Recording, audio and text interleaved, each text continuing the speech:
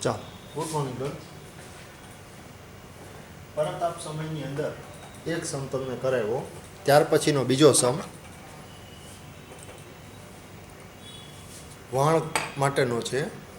એમાં હવે તમે ખાસ જોજો, 1,10,000 રૂપિયાની કિંમતે ખરીદી છે, આયુષ્ય 10 વર્ષનું છે, ભંગાર કિંમત 10,000 રૂપિયા છે અને વહાણ ઉપર 10,000 લેખે દર વર્ષે સીધી લીટીની પ્રમાણે ઘસારો કપાય છે.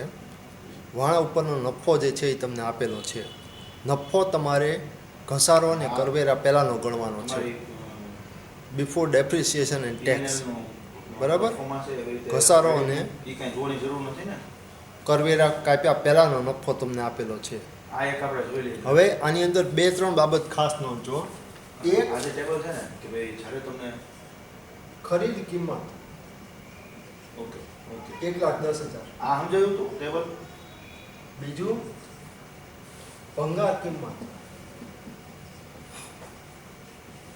10,000. ઓકે ઓકે હવે જો જ્યારે તમને એટલે હવે શું થશે? ભંગાર કિંમત 10,000 રૂપિયા અને ખરીદ કિંમત 1,10,000. એટલે ખરેખર તમને પડ્યું કેટલામાં કહેવાય? કારણ કે આ તમે ભલે 1,10,000 નાખો છો, પણ એને આયુષ્ય પછી 10,000 તો તમને પાછા મળી જવાના છે. એટલે કુલ રોકાણની અંદર કે કુલ ખર્ચ તમારો 1,00,000 રૂપિયા થાય. નેસેસરી એમાઉન્ટ એટલે કેવી રીતે થાય? તો કે ઈ તમારે રેટ ઓફ ડિવિડન્ડ જે બરાબર. એના ઉપર. બીજું, તો એમાં રેટ ઓફ ડિવિડન્ડ તમારે છે ને ફાઇનલ લેવાનો. ઘસારો બરાબર. દાખલા તરીકે એમાં તમારે ઇન્ટ્રીમ 10,000 રૂપિયા તમારે ઇન્ટ્રીમ ડિવિડન્ડ નહીં લેવાનું. ઘણા શું કરે કે ભાઈ ઇન્ટ્રીને એ પૂછે બરાબર, કારણ કે તમને આપી દીધેલું છે. કદાચ ન જો આપ્યું હોય તો કઈ રીતે ઘસારો ગણાય? પ્લસ તમને ફાઇનલ ડિવિડન્ડ આયુષ્ય 10 વર્ષ કીધું છે, તો એમાં આપણે અને રોકાણ કેટલું છે? ઇન્ટ્રીમ કન્સિડર નથી કરવું. બરાબર. કુલ સપોઝ રોકાણ ફાઇનલ 1,00,000. ડિવિડન્ડ અપ ટુ 10% આપે છે, તો કોઈ એમાઉન્ટ એટલે ઘસારાની રકમ તમારે ગણવી હોય તો તમને ખ્યાલ છે, એટલે up to કુલ 10% રોકાણ ભાગ્યા અંદાજિત આયુષ્ય. 10% to 12.5% ઘસારો બરાબર. તો તમારે કેટલા હોય? તો કે 2.5% હોય. કુલ ક્યાં લઈ રોકાણ જવાના? General reserve. હવે આ 2.5% કોના ભાગ્યા ભાગ્યા યાદ છે કોઈને? આયુષ્ય. નહીં તો હું કહું. એટલે 1,00,000 ભાગ્યા 10,000. એટલે 10,000 રૂપિયા તમારો ઘસારો થાય. અહીંયા તો તમને સીધો આપી દીધેલો છે, પણ કોઈ જગ્યાએ ન આપ્યો હોય તો આ રીતે તમારે ઘસારો ગણવાનો આવે. અંદાજિત આયુષ્ય તમને આપી દીધેલું હોય અને ઘસારો બે રીતે ગણાય, ઘટતી જતી બાકી અને સીધી લીટીની પદ્ધતિ. જનરલી સીધી લીટીની પદ્ધતિએ ઘસારો ગણવાના સમ હોય છે લગભગ દર વર્ષે. પછી જો કોઈ ચેન્જીસ કરે તો ખ્યાલ નહીં. બરાબર. હવે તમારે નફો તમને આપેલો છે, નફા ઉપરથી પરત આપ સમય જે છે એ ગણવાનો છે. પરત આપ સમયની ગણતરી તમારે કરવાની છે. હવે અહીંયા આગળ એ ખાસ ધ્યાન રાખજો કે ઘસારો કાપવાનો છે અને કરવેરાનો દરે કાપવાનો છે. હવે તમે ગણતરી કઈ રીતે કરો છો? રોકડ પ્રવાહ તમારો જે છે એ રોકડ પ્રવાહ તમારે ગોતવાનો હોય છે. અહીંયા આગળ તમને આપેલું છે એ નફો આપેલો છે. નફો અને રોકડ પ્રવાહ એ બે અલગ છે. નફો એટલે તમારો જે ચોપડે નફો થતો હોય એ, અને રોકડ પ્રવાહ એટલે જે વાસ્તવિક રકમ મળતી હોય એ. આ શું કામ સમજાવું છું હું તમને કહું. નફો આપેલો છે એ ચોપડે નફો આપ્યો હોય, એમાંથી ઘસારો અને કરવેરાનો દર બાદ કરવો તમારે પડે. આપ્યો નથી એટલા માટે. જો ઘસારો અને કરવેરા બાદ નફો કીધો હોય તો ઘસારો માત્ર ઉમેરવાનો, પણ આની અંદર ઘસારો અને કરવેરા પહેલાંનો નફો તમને આપેલું છે. ઘસારો તમને ગણવાનો કીધો છે એટલે ઘસારો બાદ કરવાનો બાકી હોય. એટલે નફો તમારો જે આપ્યો છે એમાંથી સૌથી પહેલાં તમારે 50% કરવેરા છે એ બાદ કરવાના અને ઘસારો તમારે ઉમેરવાનો, તો તમારો રોકડ પ્રવાહ મળે. એવું શું કામ? ઘસારો શું છે? એક પ્રકારનો હવાલો છે, ખરેખર ખર્ચ નથી. હેલો. તમે ચોપડે બતાવો છો ખર્ચ તરીકે, પણ એ ખરેખર ખર્ચ છે નહીં. એટલા માટે એ હવાલો એક ગણાય છે. એટલે તમારો રોકડ પ્રવાહ હોય એમાં ઘસારાની રકમ તમારે ઉમેરવી પડે, કારણ કે ઘસારા જેટલો વધારે રોકડ પ્રવાહ તમને દર વર્ષે છે એ મળતો હોય. હવે આપણે સમ શરૂ કરીએ. સમમાં કોલમ છે એ પહેલાં તમારે બીજા તૈયાર કરવા પડશે. એટલા માટે આપેલા અગાઉનું થોડુંક છે એ તમને સમજાવી દીધું. વર્ષ હલો, નફો વોઇસ આવે છે જોવો તો.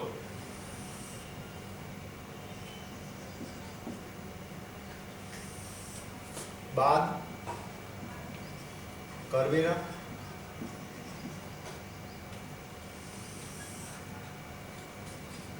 બાદ નફો.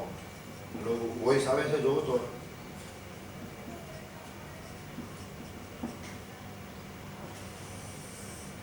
હવે વોઇસ આવે છે જોવો તો. ઉમેરો ઘસારો ઓકે ડન. અને રોકડ પ્રવાહ. તો આપણે જ્યાં હતા ત્યાંથી આગળ વધીએ.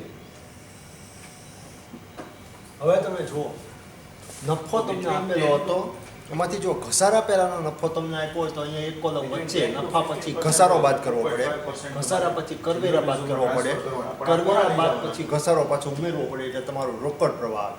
યાદ છે કોઈને? બરાબર. હવે આપણે લખતા જે આપ્યું છે એ રીતે 25,000. હેલો, આ 2.5% કોના કરવાના આપણે?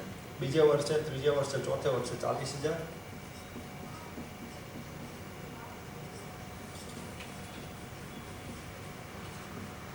પીએનએલ ના કરવાના ને? પાંચમા વર્ષે આવે એનું 35,000. છઠ્ઠા વર્ષે સાઉન્ડ આવે છે ભાઈ, જોવો તો. 30,000. હેલો, સાતમા વર્ષે 25,000. હેલો, આઠમા વર્ષે 20,000. નવમા વર્ષે હેલો. 15,000. દસમા વર્ષે 10,000. આ તમારો નફો છે. આ નફાની રકમ તમને આપી દીધી છે. હવે 50% કરવેરા તમારે બાદ કરવાના છે. હેલો, અવાજ આવે છે ભાઈ, 50% આ જોવો તો. રકમ ના થાય એટલે 12,500. હેલો, 20,000. ઓકે. તો આપણે તમે જોવો કે 20,000. જે તમને આપવાનું છે 20,000. બિટવીન 10 to 12.5% હોય તો આપણે કોને એમાઉન્ટ આપવાની? 35 માંથી 17,500. 15,000. શેમાંથી ટ્રાન્સફોર્મ 12,500. 10. પીએનએલ માંથી કરવાના? 7,500. અને 5,000. ક્લિયર? આ તમારો 50% કરવેરા બાદ નફો. 12.5 to 15 હોય. કરવેરા બાદ નફો તમારો શું થશે? આની જેટલો જ થાય, કારણ કે 50% રકમ જ છે. 15 to 20 હોય તો 7.5 અને મોર ધેન 20 હોય તો 10%. આ ક્લિયર યાદ રહી ગયું? અપ ટુ 10 હોય તો તમારે લેવાના નથી, બાકી રિમેનિંગ જેટલા આવે એટલા કરવાના. હવે જો તો ગીરવા વોઇસ આવે છે?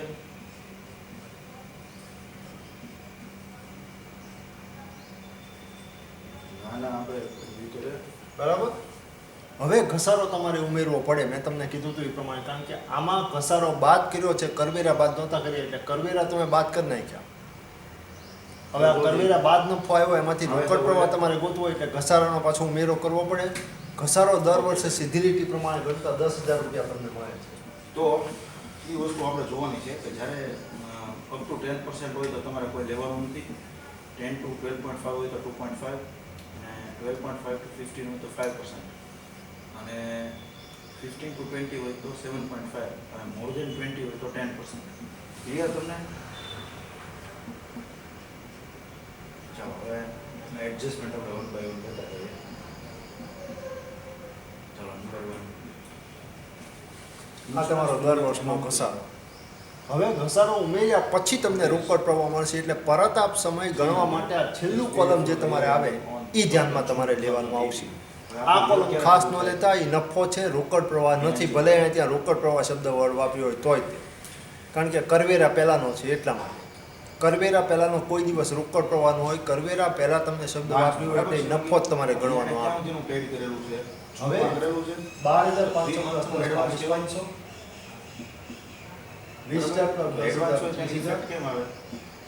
20,000 પ્લસ ઇન્સ્યોરન્સની એમાઉન્ટમાંથી લેસ થાય 20 પ્લસ 10 30. અને બીજી તમે કરંટ 17,500 પ્લસ 10 એટલે 27,500. રેડી ક્લિયર 15 પ્લસ 10 એટલે 25,000. 12,500 પ્લસ 10 એટલે 22,500. DRF માં 10 પ્લસ 10 એટલે 20. તો DRF એમાં 7,500 પ્લસ 10 એટલે રિઝર્વ 17,500. એમાં ઇનર કોલમમાં મૂકી 15 5 પ્લસ 10 એટલે 15. 100 પ્લસ કરી અને આઉટર આ તમારો રોકડ પ્રવાહ થાય. એન્ટ્રી જે છે એ આપણે બરાબર? રોકડ પ્રવાહ સુધીનું તમને શીખવાડેલું છે. રોકડ પ્રવાહ તમે કઈ રીતે ગણ્યો તો કે પહેલાં તમને નફો આપેલો હતો એટલે 50% તમે કરવેરાની રકમ છે એ બાદ કરી. બીજી એન્ટ્રી ક્યાં આપવાની છે? બરાબર? 50% કરવેરા રકમ બાદ તમે કરી ઓકે એટલે પછી શું થયું તમારે?